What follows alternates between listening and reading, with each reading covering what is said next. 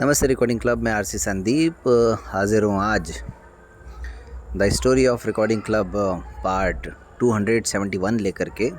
और आज है 16 अप्रैल 2024 मंगलवार। और वैसे आपको पता है आज 2024 का कौन सा दिन है? चलिए मैं बता देता हूँ, 107वां दिन है आज, 107। तो खैर ये सब तो आप सब जानते ही हैं, कुछ ख़ास है नहीं, लेकिन कहानी सुनाने का मज़ा अब धीरे धीरे आने लगा है, क्योंकि अब धीरे धीरे प्रतिक्रियाएं भी आने लगी हैं। आज सीमा गोस्वामी की बड़ी विस्तृत प्रतिक्रिया आई, धन्यवाद सीमा। और हमेशा की तरह आज भी जयवंती आसवानी मैडम ने तो अपनी प्रतिक्रिया दे ही दी। तो मैं हमेशा कहता हूँ कि आपकी प्रतिक्रियाओं से कुछ और हो ना हो, एक तो कहानी को याद करने में थोड़ी मदद मिल जाती है, और जो लोग सुनते हैं वो प्रतिक्रिया देने के लिए सोचने लगते हैं, और जो नहीं सुनते हैं कहानी को वो आपकी प्रतिक्रिया सुन करके हो सकता है सुनने की कोशिश करें। भाई इतना ही कह सकता हूँ मैं, तो कोशिश ही कर सकते हैं, ये ज़रूरी थोड़ी है कि सुनने ही लग जाए, इतना भी हवा में उड़ना ठीक नहीं है। खैर, तो सीमा ने बात कही कचौरी समोसे वाली, जो मैं सच बताऊं, मुझे खुद इस कहानी में बताते हुए बड़ा अजीब लग रहा था कि जो लोग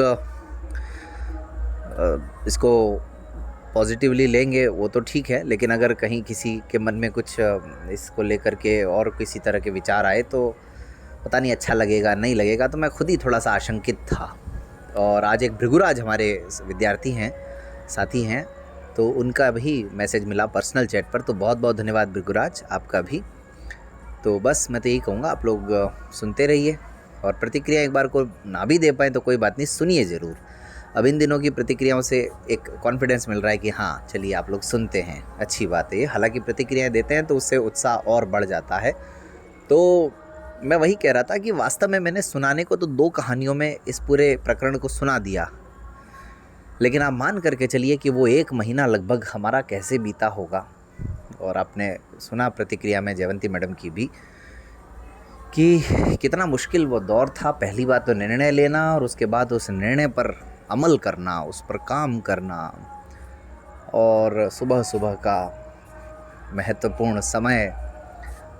और पहले दिन 40 समोसे खरीदे गए, जिसमें से मात्र 28, मतलब कचौरी समोसे मिला के 20 कचौरी 20 समोसे, और 28 ही बिक पाए थे और 12 बच गए थे। तो 12वां तो इस प्रोजेक्ट का पहले ही दिन हो गया था। खैर, अब उस प्रकरण में दोबारा नहीं जाऊंगा, लेकिन ये आज प्रतिक्रिया सुनी तो अच्छा लगा। और अभी तो कुछ ऐसी बातें हैं जो तो मैंने अभी सुनाई नहीं है, वो आएंगी आगे आगे, कि ये तो कचौरी समोसे तो एक आपको एक वानगी दी है कि आप समझिए जब ये हम कर सकते हैं तो फिर कुछ भी कर सकते हैं, इस हद तक जा सकते हैं इस प्रोजेक्ट को सफल बनाने के लिए। वो बात एक अलग है कि सफलता नहीं मिली, लेकिन जब इस हद तक जा सकते हैं तो फिर कुछ भी कर सकते हैं। तो अभी तो कुछ और चीज़ें आएंगी जो आपको सुन करके अच्छा भी लगेगा, थोड़ा आश्चर्य भी होगा, और उदाहरण सहित बताएंगे, ऐसे नहीं हवा में नहीं बात करेंगे। ऐसे आजकल तो वीडियो मिलने लग गए मुझे पुराने, तो वीडियो सहित उसका प्रमाण प्रस्तुत करेंगे। लेकिन हाँ, सबसे ज़्यादा जो सोचने योग्य कार्य था वो तो यही था, खैर कचौरी समोसे वाला। बहरहाल प्रयास बहुत तरह के किए गए, लेकिन खैर अब आते हैं आज की अपनी जो बात है उसको शुरू करने के लिए। मैंने कल आप सबसे कहा था कि किसी संस्था की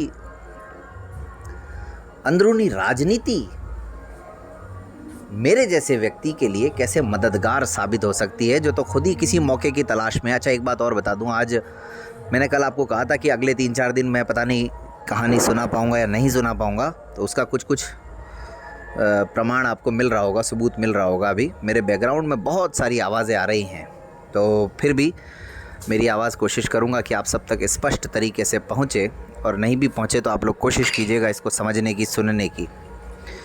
तो फंक्शन में हूँ दरअसल 3-4 दिन, इस वजह से। खैर, तो एक ऐसे व्यक्ति के लिए जो खुद ही किसी मौके की तलाश में रहता है और उसको अवसर बैठे बिठाए मिल जाए तो फिर क्या ही कहने। हालांकि वो अवसर बड़ा सकारात्मक था। तो भाई हुआ ये कि जिस जगह मैं जॉब करता था वहाँ पर जॉब करते करते करते करते तकरीबन मुझे 7 साल तो हो ही गए थे। और 7 सालों में आप किसी संस्था को अच्छी तरह से समझ लेते हैं, 7 महीने में ही समझ लेते हैं, तो 7 साल तो बहुत ज़्यादा बड़ा लंबा समय हो गया। तो अब वहाँ भी करीब करीब मैं पुरानों जैसा ही हो गया था, मतलब पुरानों की श्रेणी में था मैं। और एक अच्छी बात ये रही कि सांस्कृतिक प्रभारी मैं शुरू से ही रहा। जब से वहाँ गया तब से ही बाय डिफ़ॉल्ट, आपको पता ही है, समझदार लोग ये समझ लेते हैं कि कार्यक्रमों से अपना बड़ा गहरा नाता हो सकता है अपन लोगों का, मतलब हम सब का, दृष्टिबाधित समाज की बात कर रहा हूँ। तो मुझे मौका मिला, मुझे तो वैसे ही वहाँ पर कुछ ना कुछ तो करना ही था, ठाले तो बैठना नहीं था। तो सांस्कृतिक, हालांकि मुझे संचालन का कार्य अपने हाथ में लेने के लिए पूरे 1 साल इंतज़ार करना पड़ा, और वो जब हाथ में आया तो उसके बाद तो फिर ऐसी कोई समस्या आई नहीं। फिर तो क्या विधायक, क्या मंत्री, क्या नेता, क्या अभिनेता, सबके सामने फिर तो कर डाल। सॉरी। तो अब होता क्या है, बीएड आप सब जानते हैं, जब बीएड करते हैं तो किसी न किसी स्कूल में इंटर्नशिप भी होती है और वहाँ पर पढ़ाने भी जाना पड़ता है। तो इस सत्र में, सत्र 2019-20 की बात कर रहा हूँ, कुछ लड़के लड़कियाँ बीएड के लिए हमारे स्कूल में भी आ रहे थे।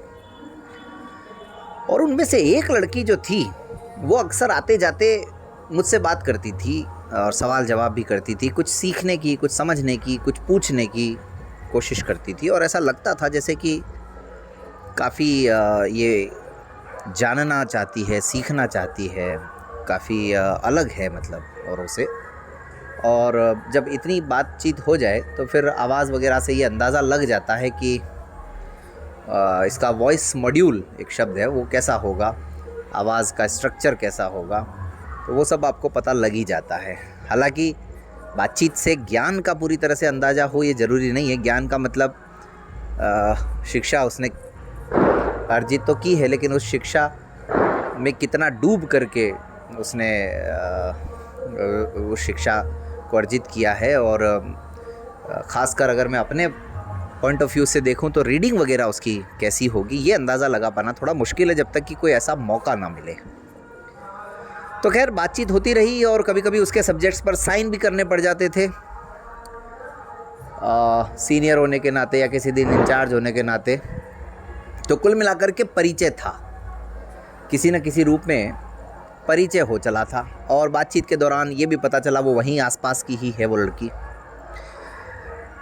तो अब उस बात पर आता हूँ जो राजनीति वाली बात मैंने कही। होता क्या है कि जाने अनजाने, चाह कर या जानबूझ करके, पता नहीं, वहाँ पर 2 गुट बन गए थे हमारे उस विद्यालय में। और एक गुट को ऐसा लगता था जो ज़्यादा पहले से वहाँ पर था, हालांकि वो गुट मेरे बाद था, तो इन दोनों ही गुटों से मैं ज़्यादा पुराना था, ये मेरे लिए प्लस पॉइंट था। लेकिन अब आप समझिए कोई ए है, वो जो पहले आया है वो ए है, उसको ऐसा लगता है कि इस स्कूल में मैं जो चाहूँ वही होना चाहिए, मेरी चलनी चाहिए। उदाहरण के लिए, कौन किससे बात करना चाहता है, कौन किससे मिलना चाहता है, कौन किसकी सुनना चाहता है, या कौन किसके निर्देशों का पालन करना चाहता है, ये तो बड़ी बड़ी बातें हो गई। लेकिन कार्यक्रम में, किसी भी प्रोग्राम में किसकी प्रस्तुति होगी, किसकी अगर होगी तो कौन सी प्रस्तुति होगी, इस सब पर मेरा जोर होना चाहिए। ठीक है भाई, कोई बात नहीं। बी गुट को जो बाद में आया उसको ये भी उससे भी दिक्कत नहीं थी।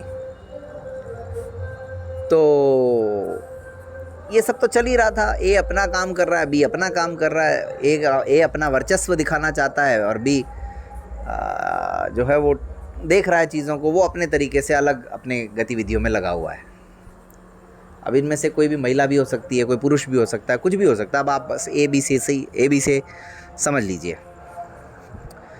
तो ये जो लड़की है जिसका मैंने जिक्र किया, 26 जनवरी 2020 के कार्यक्रम में, क्रोनोलॉजी समझिए अब आप, मतलब घटना दर घटना, तारीख दर तारीख याद आती जा रही है। ये बस आप सबकी दुआओं का असर है।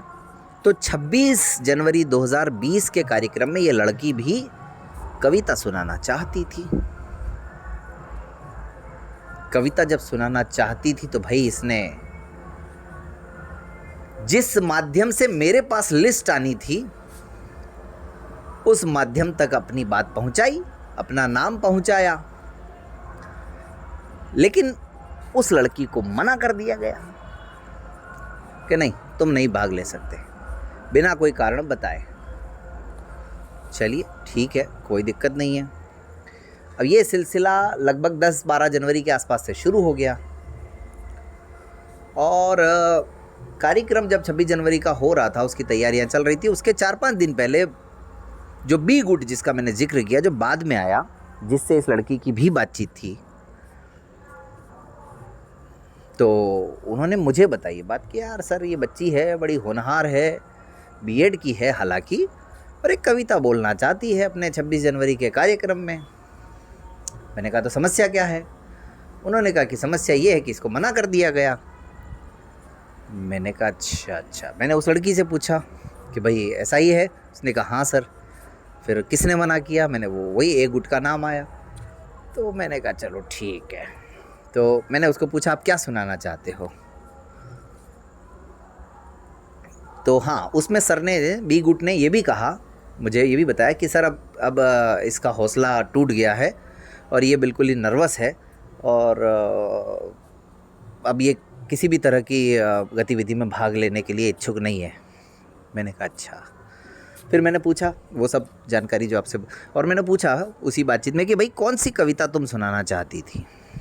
तो उसने बताया कि कविता थी तुम कब तक मुझको रोकोगे, ऐसी कविता है। मैं कोशिश करूँगा अगर वो मिल गई तो उसकी कुछ लाइनें मैं यहाँ भी आपको सुनाऊँ। बड़ी अच्छी कविता है।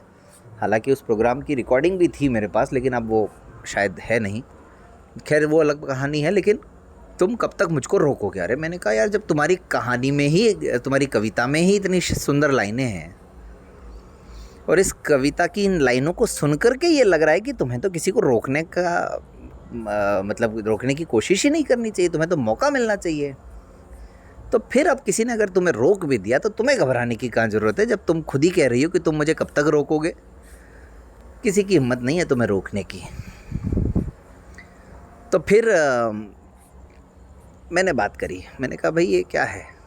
बताया गया कि नहीं सर ये ऐसा है वैसा है, ये इसने लेट नाम लिखा और ऐसा किया वैसा किया, या इसने कुछ और बताया था। मैंने कहा कुछ भी बताया हो, हमारे पास टाइम की प्रॉब्लम है। बोले कि नहीं। क्या बीएड वालों को हम अनुमति नहीं देते हैं? कि देते हैं। मैंने कहा संचालन कौन कर रहा है? कि आप कर रहे हैं। मैंने कहा बस तो फिर अब आप नाम नोट कीजिए इनका और ये कविता सुनाएगी और यही कविता सुनाएगी। तो मैंने आखिरकार उस लड़की को भी समझाया, उन सर ने भी समझाया, हम दोनों ने मिल करके समझाया, बी गुट ने मतलब। और आखिरकार उस लड़की को भी समझ में आई बात और वो समझ तो रही थी, लेकिन वही हिम्मत नहीं होती ना, उन बच्चों को कुछ दिन के लिए आना होता है बीएड वालों को। तो बहरहाल आखिर 26 जनवरी का कार्यक्रम हुआ और उसने वो कविता भी पढ़ी और उसके बाद उस लड़की में अचानक आत्मविश्वास आ गया, कॉन्फिडेंस आ गया उसके अंदर। और उस 26 जनवरी के बाद जब मेरी उससे मुलाकात हुई तो फिर मैंने सीधे सीधे अपनी जो बात थी वो उसके सामने रख दी, यानी अपने मन की बात उस तक पहुंचा दी। जो भी हो, मुझे खुशी इस बात की थी कि उसको कविता सुनाने का मौका मिला। चिंता इस बात की नहीं थी कि जो मैं चाह रहा हूँ, इस लड़की को जो जिस रूप में मैं देख रहा हूँ उस रूप में ये आएगी या नहीं आएगी। हालांकि मुझे वो सर्वथा उस कविता को सुनने के बाद तो और भी ज़्यादा वो उपयुक्त लगी, योग्य लगी कि हाँ यही है उसके लिए सर्वाधिक उपयुक्त। अगर नया व्यक्ति कोई हमें चाहिए तो, बाकी जो कर रहे हैं वो तो कर ही रहे हैं और नए व्यक्तियों की तलाश भी थी, आप जानते ही हैं। खैर, तो उस लड़की का नाम क्या था? वैसे जो लोग बहुत ही बारीकी से फॉलो कर रहे हैं रिकॉर्डिंग क्लब को तो समझ गए होंगे नाम क्या था। और उसने एक बार एक कविता भी सुनाई थी और वो कविता बहुत वायरल हुई थी पूरे हमारे दृष्टिबाधित जगत में, दृष्टिबाधित समाज में। और उस कविता में थोड़ा बहुत उसने मेरा भी जिक्र किया था, लेकिन वो अभी तो नहीं, अजमेर लौटने के बाद वो कविता भी इसी प्रोग्राम में आपको सुनाऊंगा, क्योंकि वो तो अपने ही आर्काइव में है, अपना कॉपीराइट है उस पर, तो इसलिए कोई दिक्कत वाली बात है नहीं, वो कविता मेरे पास है। तो खैर, वो लड़की कौन थी, क्या काम किया उसने रिकॉर्डिंग क्लब के लिए, कितना काम किया और कैसे आखिरकार वो रिकॉर्डिंग क्लब के लिए काम करने के लिए तैयार हो पाई, वो सब मैं अब आपको आने वाले अंक में बताऊंगा। आज तो बस कहानी हो गई, मुझे इस बात की खुशी है। और 2 दिन के वीडियोस आपने सुने लगातार, दोनों वीडियोस पे आपकी प्रतिक्रिया ज़रूर चाहूँगा। बाकी आज की बात कर लेते हैं। अब आज 16 अप्रैल है और आज एक ही बात इतनी बड़ी है कि बाकी कुछ और कहने की ज़रूरत ही नहीं है। अगर मैं कहूँ कि भारत की लाइफलाइन से जुड़ा हुआ दिन है तो आप कहेंगे ये कैसी बात है, लेकिन जो जानते हैं वो समझ गए कि बिल्कुल सच बात है। भारतीय रेलवे, एक तो आज रेल परिवहन दिवस भी मनाया जाता है 16 अप्रैल को। अब क्यों मनाया जाता है तो आप लोग समझ ही गए होंगे। आज यूपीएससी के रिज़ल्ट भी आए हैं। जिनको यूपीएससी में जाना है, जिनको आईएएस बनना है, उनको तो मेरे कहने के साथ ही अपने दिमाग में आ गया होगा कि क्यों मैं इस बारे में इतनी लंबी चौड़ी हाँक रहा हूँ, बात कर रहा हूँ। जी हाँ, तो आज ही के दिन 1853 में, और यहाँ भी 71, गजब यार, 171 साल पहले। वाह भाई वाह, क्या बात है, इसे कहते हैं इत्तेफाक। The story of recording club भी आज 271वां है ना। तो 171 साल पहले भारतीय रेलवे की शुरुआत हुई थी और पहली रेल गाड़ी पटरियों पर दौड़ी थी सन 1853। 16 अप्रैल का ही वो दिन था। कहाँ से कहाँ तक? मुंबई से ठाणे तक। अब आपके दिमाग में जिज्ञासा आ रही होगी कि कितने डब्बे थे, कितने यात्रियों ने सफ़र किया, तो बता देते हैं आपको। ये भी 14 डब्बे थे इस ट्रेन के अंदर और 400 यात्रियों ने लगभग इसमें सफ़र किया था। हिंदी वाला सफ़र, अंग्रेज़ी वाला नहीं। हालांकि हो सकता है अंग्रेज़ी वाला भी हो सकता है, क्योंकि कहते हैं उस ज़माने की रेलगाड़ियाँ शोर बड़ा मचाती थी, आवाज़ बहुत करती थी। जो भी हो, भारत के लिए तो एक नई शुरुआत थी। और आज आप और हम सब जानते हैं कि भारतीय रेलवे का दायरा कितना बड़ा है और कितने लोगों को रोज़गार देने का काम कर रही है। और ख़ासकर हमारे दृष्टिबाधित साथियों को भी पिछले लगभग 6 सालों में हज़ारों साथियों को रोज़गार मिला है। ये आप सब से छुपी हुई है नहीं बात। तो खैर, जो भी रेलवे में हैं उन सबको बहुत बहुत बधाई, और जो रेल यात्रा पसंद करते हैं उन्हें भी बहुत बहुत बधाई। और फ़िलहाल इस कहानी को जो लोग सुनते हैं उन्हें भी बहुत बहुत बधाई। अब मुझे अनुमति आप चाहें तो दे सकते हैं। कल 17 अप्रैल का लास्ट दिन है रजिस्ट्रेशन का आरसी उत्सव के लिए, बालिकाओं के लिए, छात्रावास के लिए। और अभी रिकॉर्डिंग क्लब ऐप वर्क नहीं कर रहा है दोस्तों, तो उस पर मेंटेनेंस का काम चल रहा है। माफ़ी चाहता हूँ, वो भी ठीक हो जाएगा जल्दी, 1-2 दिन में। और अब के अगर ठीक होगा तो शायद लंबे टाइम तक वो ख़राब नहीं होगा, ऐसी उम्मीद की जा सकती है, क्योंकि उम्मीद पे ही दुनिया कायम है। चलिए मिलते हैं फिर किसी और मैसेज में। बहुत बहुत धन्यवाद।